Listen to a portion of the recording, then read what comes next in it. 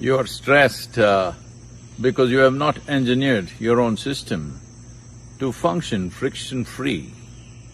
That is why in engineering. Let us understand this word engineering. You will only say something is well engineered when it functions the way you want. Whether it's a machine or an object or a device, you will say this is well engineered only when it functions at its optimal.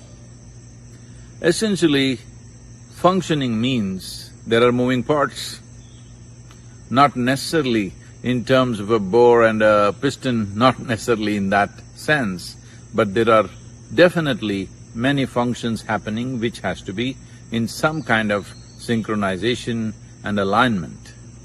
When this alignment or when this synchronization or this… what is needed is lubrication. If these things are not available to any functioning process, then there will be friction.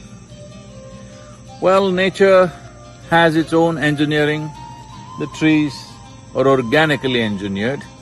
Those which are not engineered properly for whatever reasons, the first wind in the season, they will fall down.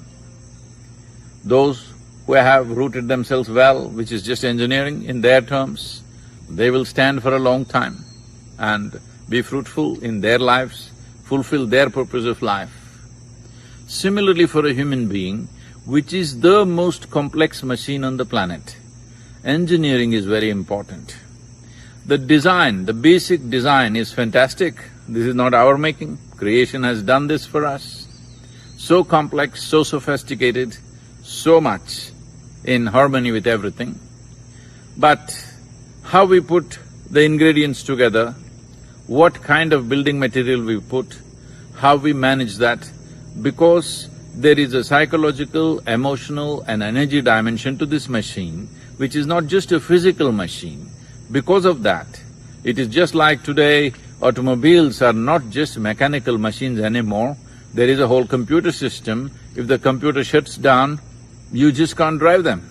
Just like that, this is a far more complex machine. So this needs to be consciously engineered. If you do not engineer yourself properly, then you will see there is stress.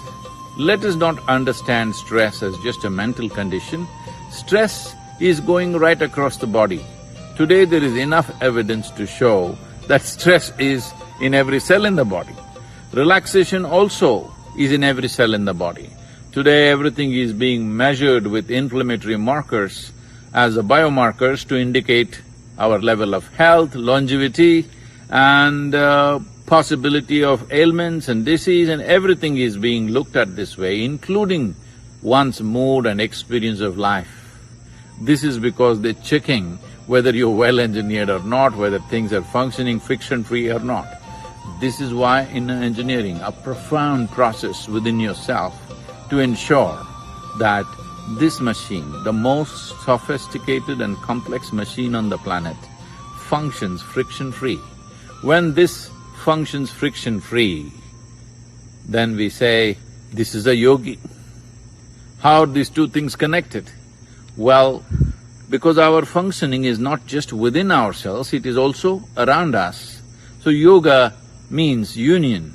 That means it is not you versus the universe. You and the universe are in some way merged and there is a harmony between the two and there is no friction, either internally or externally.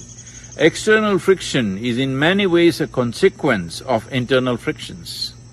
If you are well engineered within yourself, then you engineer yourself as a larger being in this existence, then you're in a wonderful state of existence. When I say a wonderful state of existence, this does not mean that everything in your life will work out, but whichever way life comes to you, you are able to make a fantastic experience of the same. Right now, at these times, when there is a pandemic, now will you go through this gracefully? Will you go through this in such a way the best in you will come out or not? Simply depends upon how much friction there is within yourself. And to eliminate this friction completely and be a wonderful, blissful being, no matter what kind of conditions the world offers to you, you need inner engineering.